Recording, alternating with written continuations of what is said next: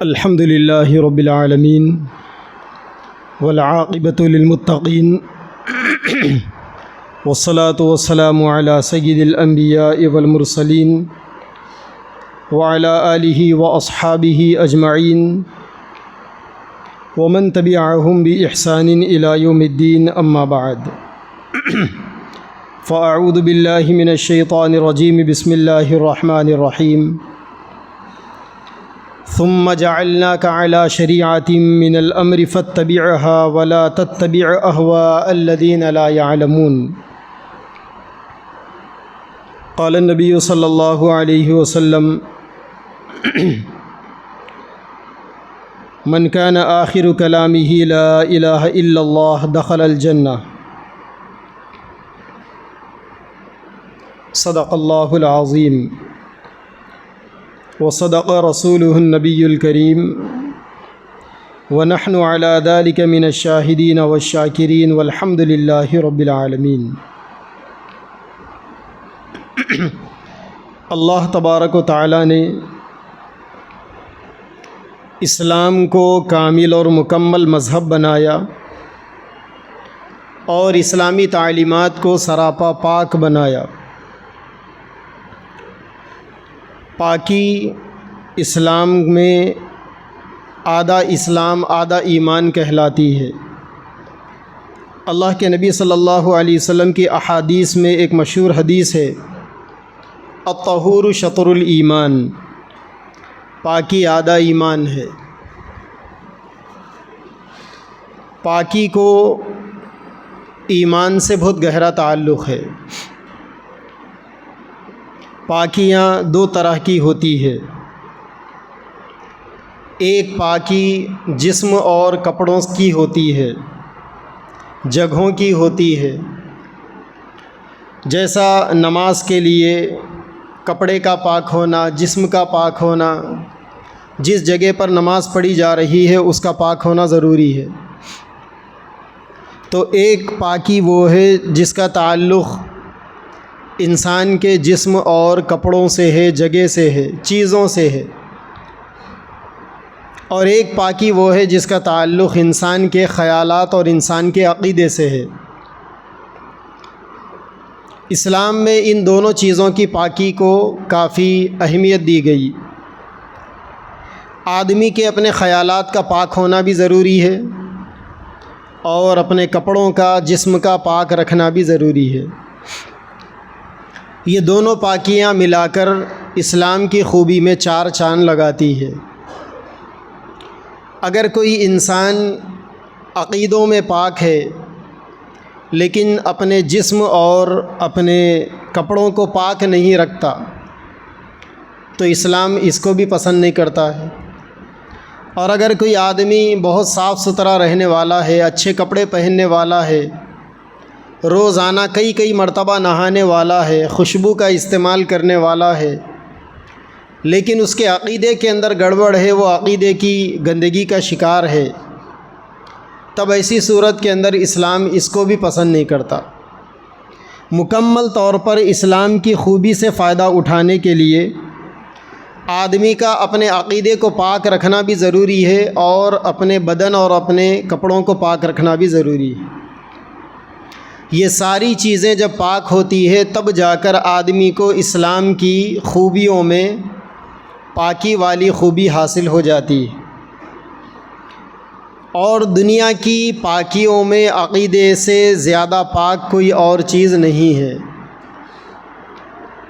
اللہ تبارک و تعالی نے جب انسانوں کو پیدا کیا اور انسانوں کو تمام لوگوں پر، تمام مخلوقات پر فضیلت عطا فرمائی، ایک انسان کو دوسرے مخلوق پر اللہ نے اشرف بنایا، کامل بنایا، اعزاز والا بنایا، مرتبے والا بنایا، تو اس کی بنیادی وجہ یہ بھی ہے کہ اللہ نے انسان کو عقیدوں کی پاکی سے مالا مال کیا۔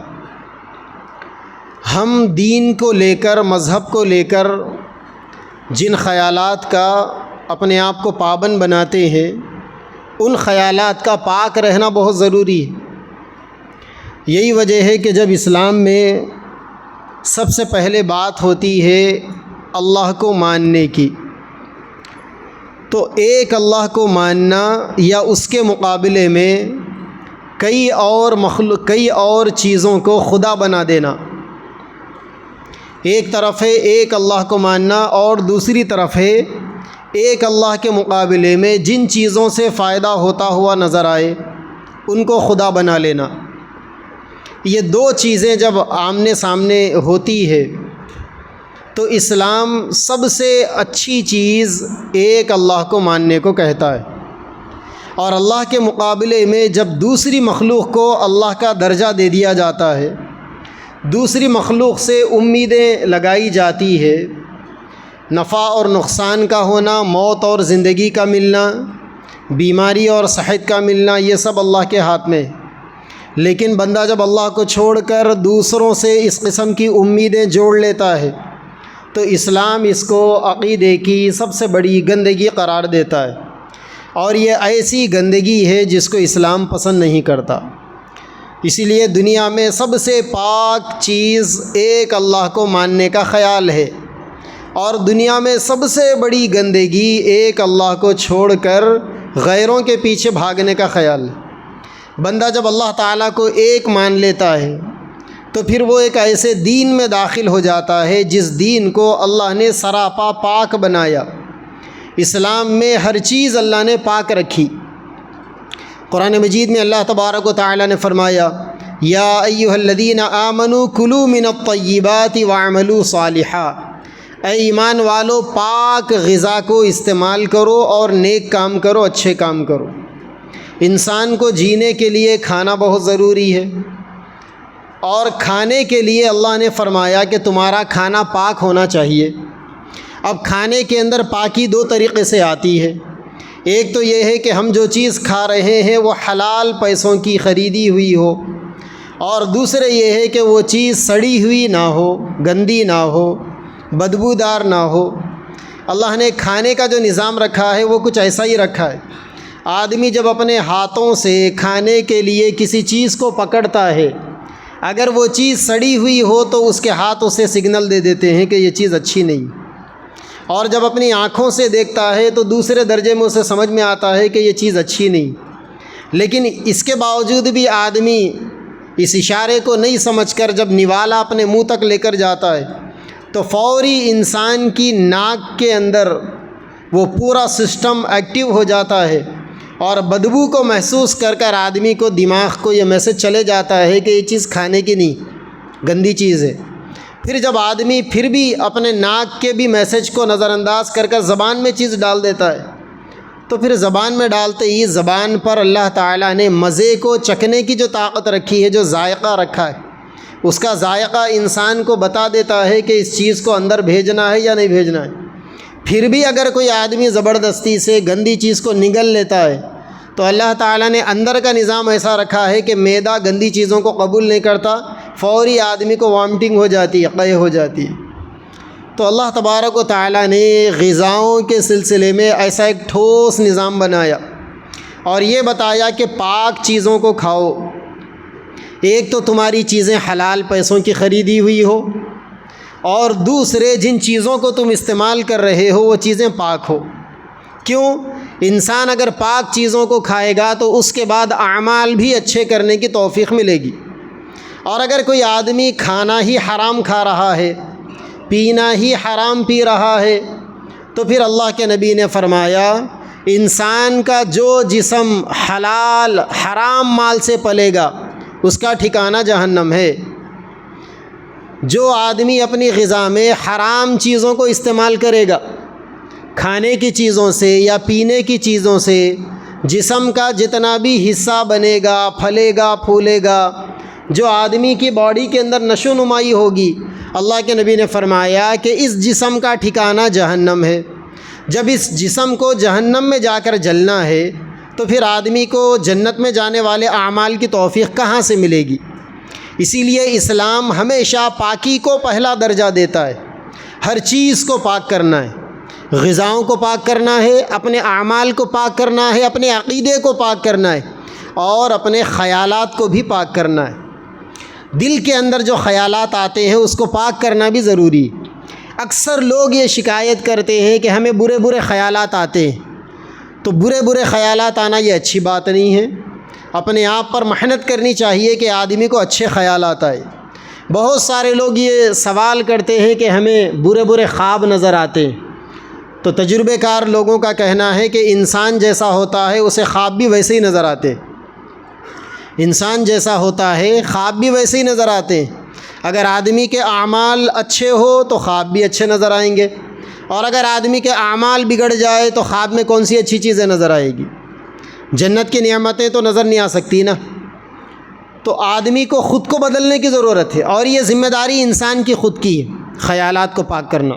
قرآن مجید میں اللہ تبارک و تعالیٰ نے فرمایا قد افلح من تزکا، وہ انسان کامیاب ہو گیا جس نے اپنے آپ کو پاک کر لیا، جس نے اپنے دل کو پاک کر لیا، جس نے اپنے دماغ کو پاک کر لیا، جس نے اپنے خیالات کو پاک کر لیا، جس نے اپنی سوچ اور فکر کو پاک کر لیا، جس نے اپنی غذاؤں کو پاک کر لیا، جس نے اپنے اعمال کو پاک کر لیا، وہ انسان کامیاب ہو گیا۔ تو دنیا کے اندر اصل کامیاب انسان کون ہے؟ جو اپنے آپ کو پاک کر لے۔ ہمارے حیدرآباد کے ایک بہت بڑے اللہ والے گزرے ہیں، 1956-57 میں ان کا جنازہ ہوا تھا۔ تو اس زمانے میں جب کہ کوئی سوشل میڈیا کا دور نہیں تھا، پرنٹ میڈیا اور الیکٹرانک میڈیا اتنا اپڈیٹ نہیں ہوا تھا اس زمانے میں، اس زمانے میں شہر حیدرآباد میں 4 لاکھ مسلمانوں نے ان کی نماز جنازہ پڑھی تھی۔ اتنا بڑا جنازہ شہر حیدرآباد کی تاریخ کا، آج سے لگ بھگ 70 سال پہلے کا واقعہ، 65-70 سال کا عرصہ ہو گیا۔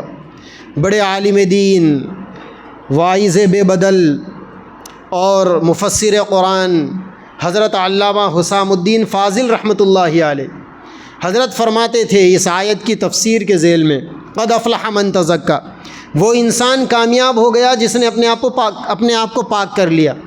تو وہ یہ بتاتے تھے کہ تم اپنے خیالات کو، اپنی سوچ کو اتنا پاک کر لو کہ اگر کبھی تمہارے دل میں کوئی خیال آ گیا اور تم اس خیال کو بورڈ پر لکھ دو تو تمہیں شرمندہ ہونے کی ضرورت نہ پڑے۔ اگر آدمی کے دل میں گناہ کا خیال آیا، اس کو اگر آدمی بورڈ پر لکھ دے تو اس کو دیکھ کر کس انسان کو خوشی ہوگی؟ برائی کا خیال آدمی کو خوش ہونے نہیں دیتا، اچھائی کا خیال آدمی کو خوش ہونے دیتا ہے۔ اگر آدمی کے دل میں خیال آیا کہ رات میں سو رہا ہوں، صبح میں تہجد پڑھوں گا، رو رو کے اللہ کے سامنے دعا کروں گا، یہ خیال آ گیا۔ اب اس خیال کو آدمی نے بورڈ پر لکھ دیا، جب اسے دیکھے گا تو آدمی کو خوشی ہوگی کہ بھائی کتنا اچھا خیال میرے دل میں آیا کہ تہجد پڑھنا ہے، اللہ کے سامنے رونا ہے اور اپنے گناہوں کے اوپر آنسو بہانا ہے، یہ خیال آ گیا۔ لیکن اگر یہ خیال آ گیا آدمی کو کہ لوگوں کو سونے تو دو، پھر اس کے بعد چوری کرنے نکلیں گے، یہ خیال اگر آ گیا اور اس کو آدمی بورڈ پر لکھ دیا تو پڑھ کر خود انسان کو بھی شرم آئے گی، کتنا گھٹیا خیال آ گیا، چوری کا خیال مجھے آ گیا۔ تو ایسے بہت سے خیالات ہیں۔ تو حضرت یہ فرماتے تھے کہ اللہ نے یہ جو فرمایا کہ وہ انسان کامیاب ہو گیا جس نے اپنے آپ کو پاک کر لیا، تو اپنے آپ کو اتنا پاک کر لو کہ تمہیں برائی کا خیال ہی نہ آئے، خیال ہی ختم ہو جائے۔ اکثر لوگوں کی یہ شکایت ہوتی ہے کہ برے برے وسوسے آتے ہیں، تو بھائی برے برے وسوسے کیوں آتے ہیں؟ شیطان وہیں پر اڈا بناتا ہے جہاں پر گندگی ہوتی ہے، اور انسان کو جو خیالات آتے ہیں، بہت سے خیالات شیاطین کی طرف سے آتے ہیں، بہت سے خیالات شیاطین کی طرف سے آتے ہیں، اور بہت سے برے خیالات بری صحبتوں سے آتی ہے۔ اسی لیے قرآن مجید کا جو سب سے آخری سورہ ہے قل اعوذ برب الناس ملک الناس الہ الناس، ان 3 آیتوں میں اللہ تعالیٰ کی قسم کھائی جا رہی ہے۔ پھر اس کے بعد اور 3 آیتیں ہیں، ان 3 آیتوں میں 3 برائیوں سے بچنے کی دعائیں مانگی جا رہی۔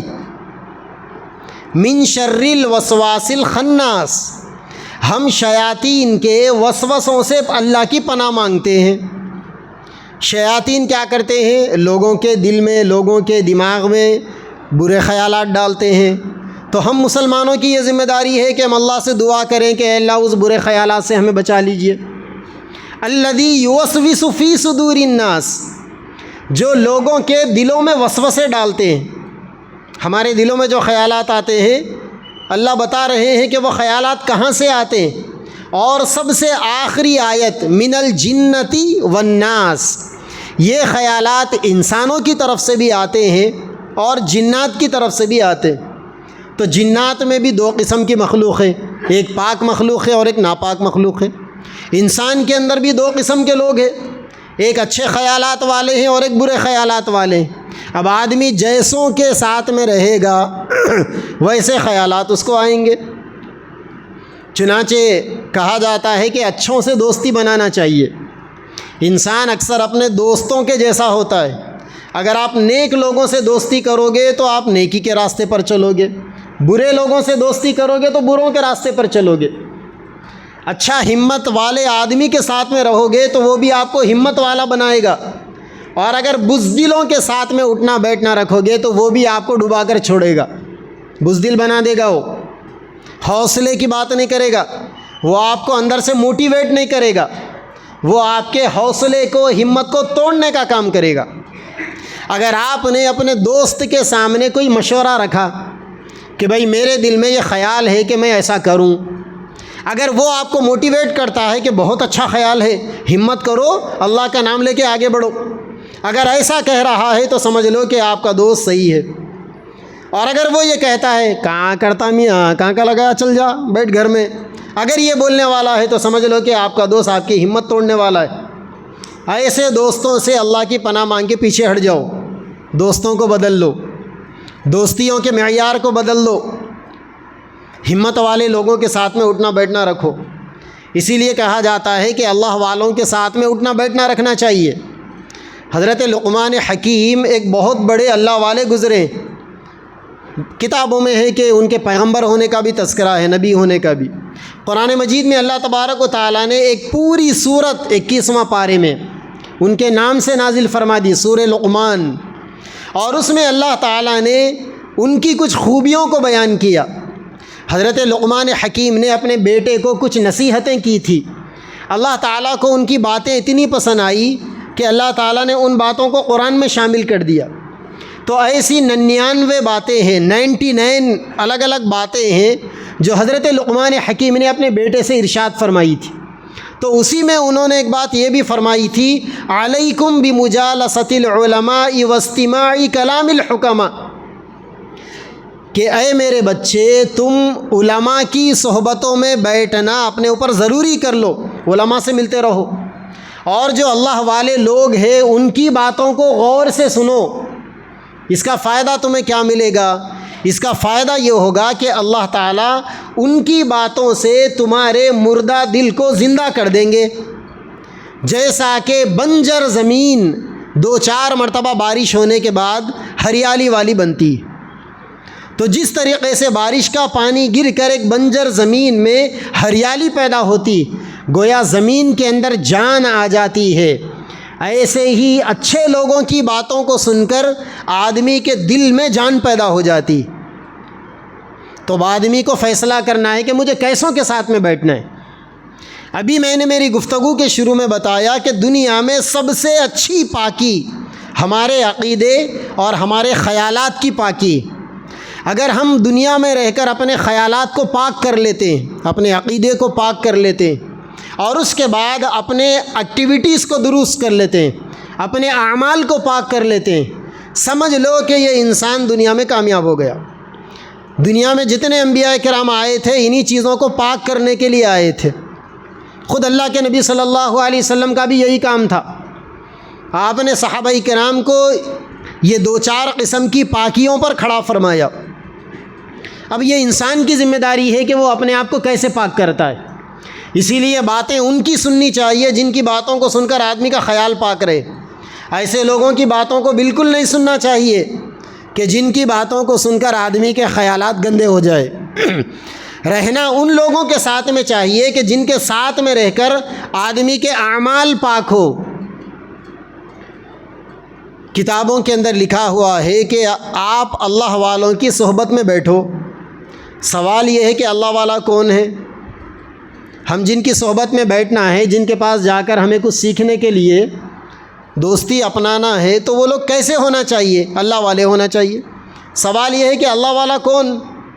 تو اس کا جواب یہ لکھا ہوا ہے کہ جن کے ساتھ میں بیٹھ کر آپ کے دل میں اللہ کی محبت پیدا ہو جائے، جن کے ساتھ میں بیٹھ کر آپ کے دل میں دنیا سے زیادہ آخرت کی محبت پیدا ہو جائے، موت کے بعد والی زندگی کا خیال آ جائے، وہ اللہ والے لوگ ہیں۔ لیکن اگر آپ کسی کے ساتھ میں بیٹھ کر آپ کے خیالات میں دنیا کی محبت ہے تو پھر وہ اللہ والا نہیں ہے، وہ تو دنیا والا ہے۔ وہ کیا کرے گا؟ وہ آپ کو اللہ سے کاٹ کے دنیا سے جوڑ دے گا۔ اسی لیے ہمیں ایسے لوگوں کے ساتھ میں بیٹھنا چاہیے۔ صبح سے شام تک ہم جن لوگوں کے ساتھ میں بیٹھتے ہیں، اکثر جگہ دنیا کو چمکانے کی باتیں ہوتی ہیں، دنیا کو ڈیولپ کرنے کی باتیں ہوتی ہیں۔ ایسے موقع پر ہماری یہ ذمہ داری ہوتی ہے کہ ہم ویسی مجلسوں سے، ویسی بیٹھکوں سے اپنے آپ کو دور کر لیں۔ اس کا فائدہ کچھ نہیں۔ ایک بات کان کھول کر سن لیں اور اپنے دل و دماغ پر لکھ کر رکھ لیں۔ آپ دنیا کو چمکانے کے لاکھ مشورے کر لیں، دنیا تو آپ کو اتنا ہی ملے گی جتنا اللہ نے آپ کے مقدر میں رکھ دیا ہے۔ من کان یرید حرث الآخرۃ نزد له فی حرثی ومن کان یرید حرث الدنیا نؤتیہ منہا وما له فی الآخرۃ من نصیب۔ اللہ نے قرآن میں فرمایا کہ جو آدمی آخرت کو چمکانے کی فکر کرتا ہے، اس کی جستجو کرتا ہے، اللہ تعالیٰ اس کی آخرت کو بڑھاتے ہیں۔ اور جو لوگ دنیا کو چمکانے کی فکریں کرتے ہیں، اللہ تعالیٰ دنیا کا کچھ حصہ انہیں دے دیتے ہیں اور آخرت سے اللہ انہیں محروم کر دیتے ہیں۔ اسی لیے ان لوگوں کی صحبتوں میں بیٹھنا چاہیے جن لوگوں کے ساتھ میں بیٹھ کر آدمی کے دل میں اعمال کا شوق پیدا ہو، اعمال کا جذبہ پیدا ہو۔ اب یہ جو باتیں چل رہی ہے کہ بیٹھنا اچھی صحبت میں، تو آج کل یہ ماحول بھی ختم ہو گیا۔ لوگ 24 گھنٹوں میں کچھ وقت اپنے دوستوں کے ساتھ میں بیٹھتے ہیں گپ چپ کرنے کے لیے، لیکن 24 گھنٹے کا اکثر حصہ لوگوں کا موبائلوں پر گزرتا ہے۔ تو گویا آج کے لیٹسٹ زمانے کے اندر انسان کا یہ نیا دوست ہے، یہ موبائل جو ہے انسان کا نیا دوست ہے۔ آدمی لوگوں کے درمیان میں بھی بیٹھا ہوا ہے تو اسی میں لگا ہوا ہے، اور تنہائیوں کے اندر بھی بیٹھا ہوا ہے تو اسی میں لگا ہوا ہے، مسجد میں بھی بیٹھا ہوا ہے تو موبائل میں لگا ہوا ہے، بستر کے اوپر بھی لیٹا ہوا ہے تو موبائل میں بھی لگا ہوا ہے۔ بچے اگر ماں باپ کے سامنے ہیں تو بھی موبائل میں بیزی ہے، ماں باپ اگر بچوں کے ساتھ میں ہیں تو بھی موبائل میں بیزی ہے۔ تو آج انسان کا سب سے بڑا دوست یہ موبائل ہے۔ اب اس موبائل کے اندر ہم جو چیزیں دیکھ رہے ہیں وہی ہماری دوستی کے معیار کو طے کرنے والی۔ اگر ان موبائلوں میں اچھی چیزیں دیکھ رہے ہیں تو سمجھ لو کہ موبائل کے واسطے سے اچھا دوست مل گیا، اور اگر ان موبائلوں کے ذریعے سے بری چیزوں کے دیکھنے میں وقت صرف ہو رہا ہے یا بری چیزوں کے سننے میں وقت گزر رہا ہے تو سمجھ لو کہ موبائل کے راستے سے آپ کو ایک برا دوست مل گیا۔ اور یہ موبائل اتنی ڈینجر چیز ہے کہ دنیا میں آپ کا دوست آپ کو دنیا بھر کے جلوے نہیں دکھا سکتا، لیکن یہ موبائل آپ کو سب کچھ دکھا دے گا۔ یہ موبائل آپ کو وہ چیز بھی دکھا دے گا جو چیزیں دیکھنا چاہیے، اور وہ چیزیں بھی دکھا دے گا جن چیزوں کا دیکھنا انتہائی ناپسندیدہ ہے، حرام ہے، اور اتنا کھلا کھلا دکھائے گا یہ چیزیں کہ پھر اس کے بعد آپ کو اندازہ کرنا مشکل ہو جائے گا۔ اب آپ بول سکتے ہیں کہ مول صاحب دیکھ کے اتنا کانفیڈنس پہ بول رہے ہیں کیا؟ دیکھنے والوں کے احوال کو سن کر اتنی کانفیڈنس سے باتیں بولی جا رہی۔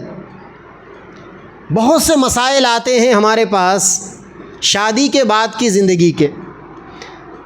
شادی ہو گئی، اس کے بعد دونوں چاہتے ہیں کہ اب رشتہ ختم کر لے۔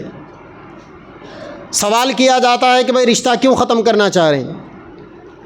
تو اب دلہن یہ کہتی ہے، بچی یہ کہتی ہے کہ ہمارے شوہر جیسے ہونا تھا ویسے نہیں، اور بچہ بھی یہ کہتا ہے کہ میری بیوی جیسی ہونا تھا ویسی نہیں ہے۔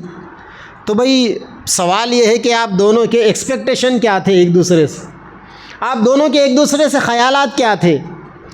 تو دونوں موبائل کی دنیا سے نکل کر آئے تھے، موبائل کی دنیا سے حقیقت کی دنیا میں آئے تو دونوں کے گھر والوں نے دونوں کا نکاح پڑھا دیا۔ اب موبائل میں لڑکی جن گورے چٹوں کو دیکھتی تھی وہ یہ چاہت والی تھی کہ میرا شوہر بھی ایسا ہی گورا چٹا ہو، اور بچہ اپنے موبائل پر جن گوری چٹیوں کو دیکھتا تھا وہ یہ چاہنے لگا کہ میری بیوی بھی ویسی ہی ہو۔ اب ظاہر بات ہے کہ ویسی کوالٹیز تو موبائل میں ہی ملنے والی ہے، آپ ویسی کوالٹیز تو شوبس کی دنیا میں ہی ملنے والی ہے، حقیقت کی دنیا میں تو قسمت والوں کو ملنے والی چیزیں۔ اگر کسی کا شوہر ہینڈسم بھی ہے، مالدار بھی ہے، پیسے والا بھی ہے، خوبصورت بھی ہے، ٹیلنٹڈ بھی ہے، ایجوکیٹڈ بھی ہے، تو وہ تو قسمت والی بچیوں کو ہی ملے گا ایسا۔ اور ہمارے معاشرے میں ایسی 1000 بچیوں میں 2-4 بچیوں کو ہی ملے گا۔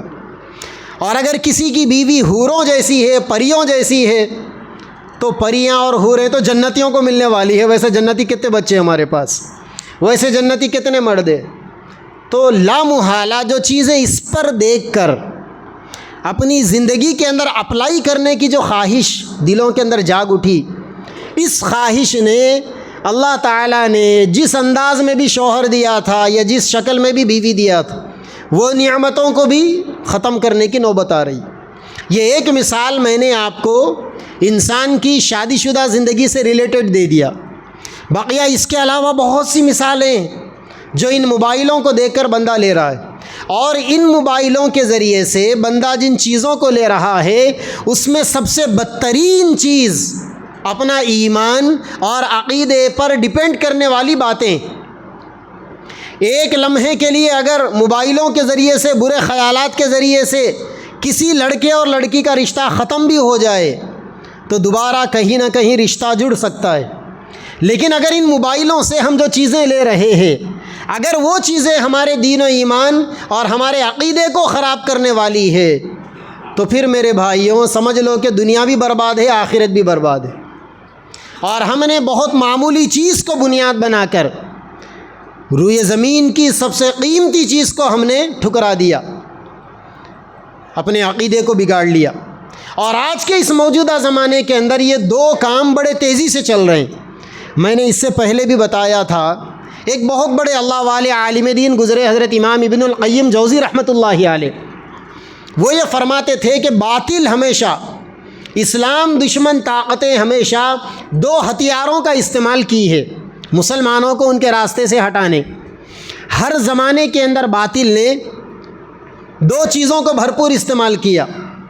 ایک، مسلمانوں کو خواہشات کا دل دادا بنانے پر محنت کی کہ مسلمانوں کے اندر خواہشات کو، عریانیت کو، ننگے پن کو بڑھاوا دے دو۔ چنانچہ آج انہوں نے کیا کیا؟ پوری دنیا کے انسانوں کو موبائل کے ذریعے سے شوقین بنا دیا۔ اب نوجوان اسکرین پر دیکھتا ہے گندگیوں کو، عادی بنا دیا انہوں نے۔ چنانچہ اس وقت جو ڈاٹے سامنے آ رہے ہیں، پوری دنیا کے اندر سب سے زیادہ ننگی فلمیں اور سب سے زیادہ ننگے فوٹوز اور سب سے زیادہ ننگے پوسٹرز پوری دنیا کے اندر، دنیا کے نقشے پر جتنے ممالک ہیں، اگر اس کا جائزہ لیا جائے تو یہ رپورٹ ہے کہ پوری دنیا کے اندر سب سے زیادہ ننگی ویڈیوز اس ملک کے اندر دیکھی جا رہی ہے جس ملک کو کلمے کی بنیاد پر بنایا گیا تھا، اور یہ کہہ کر بنایا گیا تھا کہ اس ملک کے ذریعے سے ہم پورے ملک میں قرآن اور حدیث کا قانون لائیں گے۔ ملک تو بن گیا، لیکن ملک کے اندر گندگی اتنی عام ہو گئی، نوجوانوں میں، مردوں میں، عورتوں میں بے راہ روی اتنی عام ہو گئی کہ آج پوری دنیا میں سب سے زیادہ گندگی کو اگر سرچ کیا جاتا ہے تو وہیں کے گوگل اکاؤنٹ کے ذریعے سے سرچ کیا جاتا ہے۔ ایسا ان لوگوں نے نوجوانوں کو برباد کیا، خواہشات کا دیوانہ بنایا، گوری چمڑی کا دیوانہ بنایا، شوبس کی دنیا کا نوجوانوں کو انہوں نے دیوانہ بنایا، ماڈلنگ کی دنیا کا نوجوانوں کو دیوانہ بنایا، سیریلز کے ذریعے سے، فلموں کے ذریعے سے، ڈراموں کے ذریعے سے، نغموں کے ذریعے سے، گانوں کے ذریعے سے اور میوزیکل سسٹم کے ذریعے سے نوجوانوں کو دیوانہ بنایا۔ نہ صرف یہ کہ نوجوان بلکہ بوڑھے لوگوں کو تباہ کر دیا۔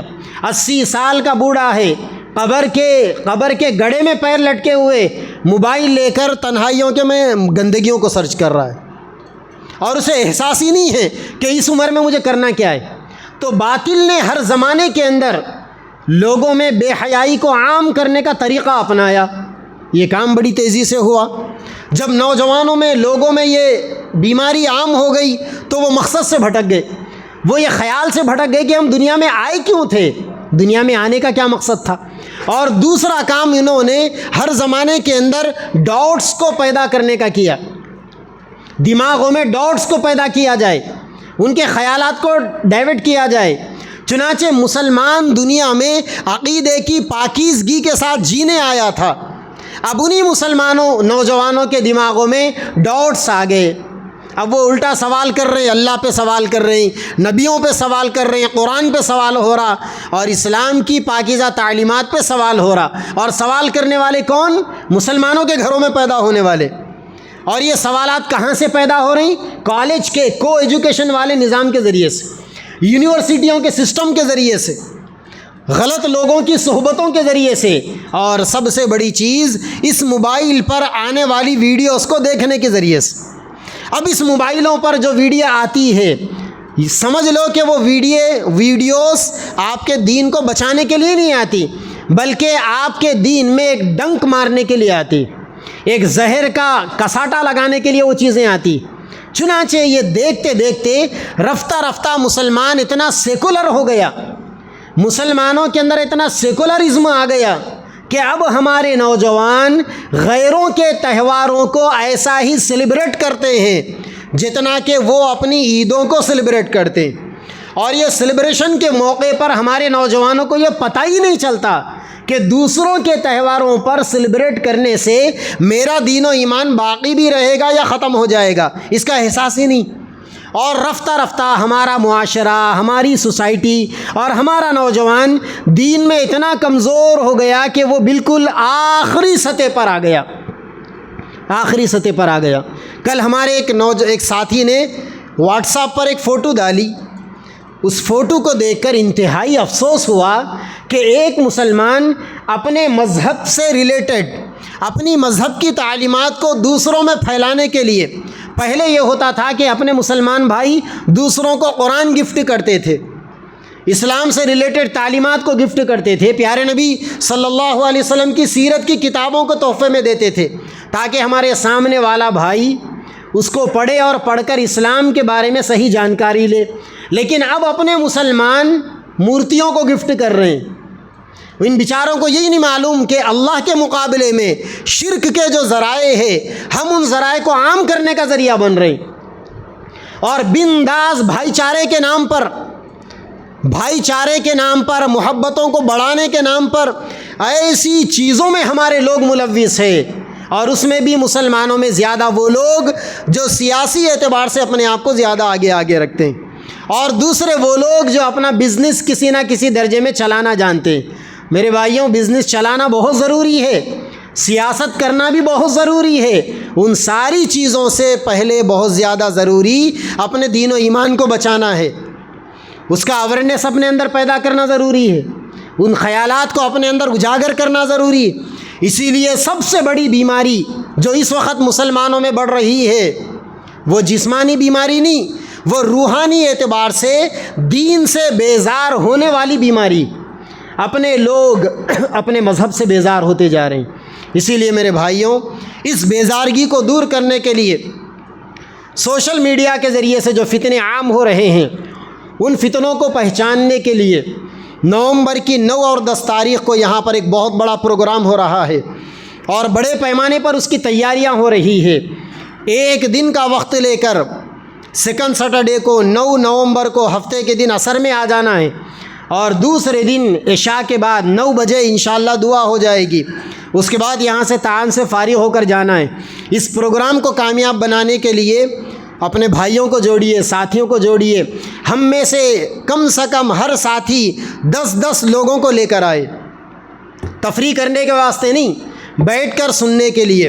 24 گھنٹے کے بیانات اگر آپ علماء کے سنیں گے تو انشاءاللہ آپ کو سمجھ میں آ جائے گا، اور آپ کو پتہ چلے گا کہ ہمیں کس سے دین سیکھنا ہے اور کس سے دین سیکھنے سے اپنے آپ کو بچانا ہے، علم کہاں سے لینا ہے اور کہاں سے علم لینے سے اپنے آپ کو بچانا ہے۔ سارے فتنوں کا تعارف ایک پروگرام میں آپ کے سامنے آ جائے گا، اور دین کے نام پر پھیلنے والی بے دینیاں آپ کے سامنے آ جائے گی۔ پہلا کام لوگوں کو جوڑنا ہے، اور دوسرا کام اللہ تبارک و تعالیٰ سے دعائیں کرنی ہیں کہ اللہ اس پروگرام کو کامیاب بنائیے۔ اس پروگرام کو کامیاب بنانے میں حصہ لینے والوں کے جان و مال، عزت و آبرو میں برکتیں عطا فرمائیے۔ اور تیسرے درجے میں اگر اللہ تعالیٰ نے توفیق دی ہے تو اپنی جانب سے بھی کچھ نہ کچھ حصہ اس پروگرام کو کامیاب بنانے میں ڈالنا چاہیے۔ انشاءاللہ اللہ کی ذات سے امید ہے کہ ہمارا یہ پروگرام ہمارے اس پوری پٹی کو اور ہمارے اس پورے علاقے کو گمراہی کے دلدل سے نکال کر ہدایت کی راہوں پر ڈالنے کا ذریعہ بنے گا۔ اللہ تبارک و تعالیٰ مجھے اور آپ کو اور ساری امت محمدیہ کو علم صحیح اور عمل صالح کی توفیق عطا فرمائیں۔ اور یہ جو پروگرام ہونے جا رہا ہے، پچھلے 2 مہینوں سے جو تیاریاں ہو رہی ہے اور جو لوگ تیاریوں کے اندر لگے ہوئے ہیں، اللہ تبارک و تعالیٰ ان سب کو قبول فرمائے اور ان کی قیامت تک آنے والی نسلوں کے دین و ایمان کی اور دین و دنیا کی بھلائی کے فیصلے فرمائے۔ وآخر دعوانا الحمد للہ رب العالمین۔